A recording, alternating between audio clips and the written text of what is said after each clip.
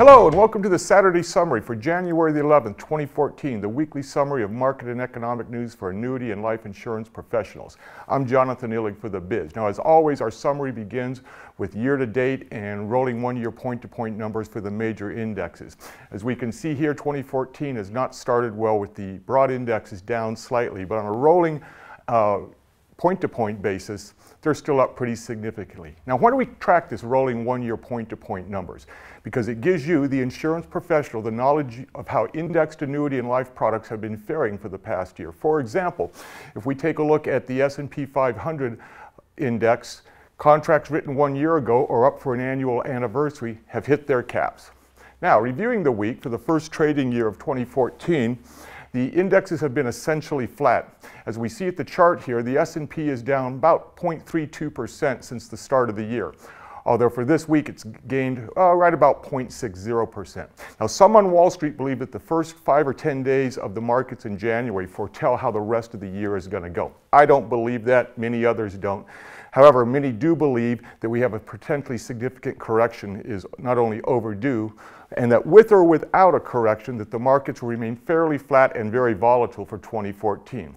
With that in mind, as mentioned last week, ask those prospects that still haven't taken those gains to safety that after getting these big gains in 2013 without a correction, does it not make sense to go ahead and take these gains off the table, move them to safety, especially after getting those huge gains in 2013? I think it does. I think we can make that case. Let's move on in the summary. Of course, Janet Yellen was confirmed this week as the next chair of the Federal Reserve Board of Governors.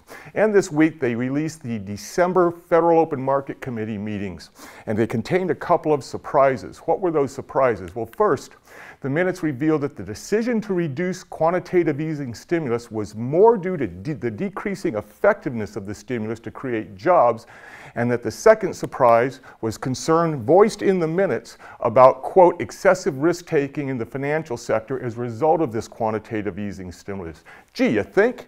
Anyway, this is tantamount to an admission by the Fed that the stimulus was responsible for these huge stock gains that we saw in 2013.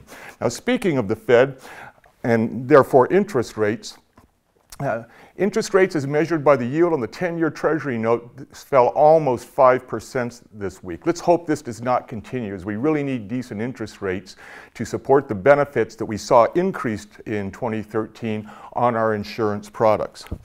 Moving on to the quotes this week, we always bring you several good quotes to share with your clients and prospects.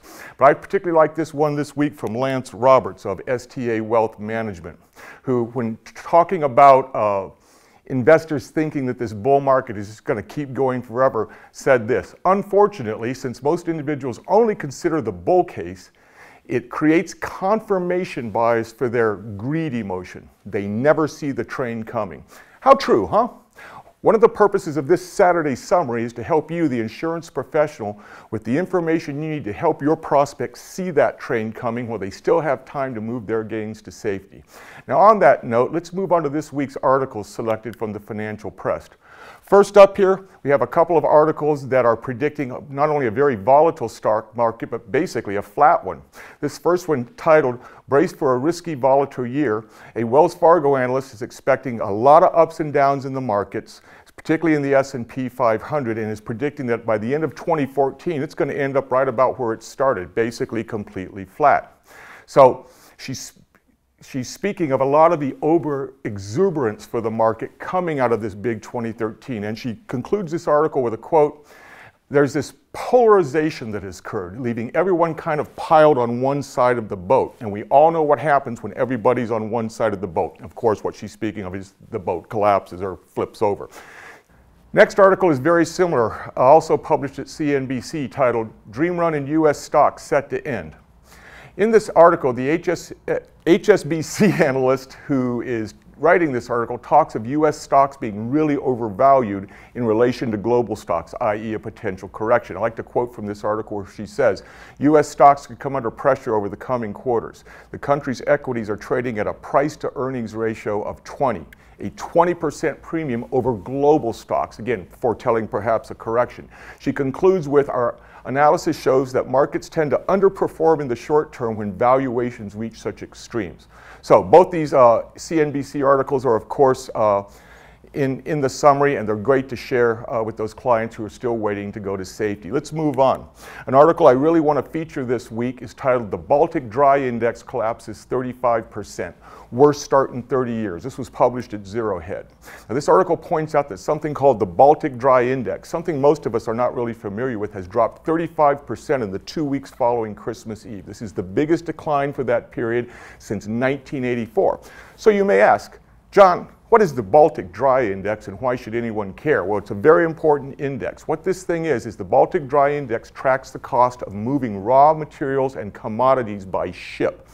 And for a long time, it's considered a leading indicator of near-term global manufacturing demand and therefore overall global growth. Now, when the Baltic Dry Index drops, particularly precipitously, this can indicate a slowdown in the demand for raw materials for manufacturing, therefore indicating a slowdown in overall economic output. In the same interview this week that we quoted earlier, where we were talking about Jim Cramer, he mentioned that the Baltic Dry Index is an indicator that he pays a lot of attention to in assessing the future potential performance of the markets. Well, the Baltic Dry just saw its largest drop, post-Christmas drop anyway, in 30 years. So that's a pretty bearish sign for 2014. It's an interesting thing to lay on your clients and prospects. A lot of people are really unaware of that index, but it's closely watched by economists and folks like that. Let's move on. Just to round this out and bring this to a close, we've got a couple other articles of great interest this week. One talking about the real unemployment rate, and the other one down here titled "The Legends Are Bailing on the Markets, and for Good Reason." This is written by Phoenix Capital Research, Graham Summers over there. And basically what he's talking about is that some of these big players, Carl Icahn, Warren Buffett, etc., really don't see much potential going forward in 2014 in the market. So again, another bearish indicator. So moving on, that's your Saturday summary for January 11th, 2014. Now remember, to have this summary, the written version of the summary, as well as the video link delivered directly to your inbox, again, click on the subscribe here button next to this video, and we'll see you next Saturday. Thanks. Have a great week. Bye-bye.